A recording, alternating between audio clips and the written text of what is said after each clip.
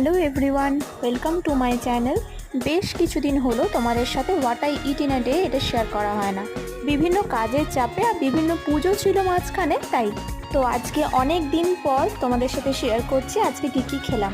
প্রথমেই সকালটা শুরু করলাম এক গ্লাস গরম জলে লেবুর রস আর চিয়া সিড মিশিয়ে। তারপর ব্রেকফাস্টে আজকে বানিয়েছিলাম হেলদি ওটস। মাঝখানে ফল খাইনি কারণ ওটসের সাথেই আমি ফলটা খেয়ে নিয়েছিলাম, যেটা ছিল বেদানা।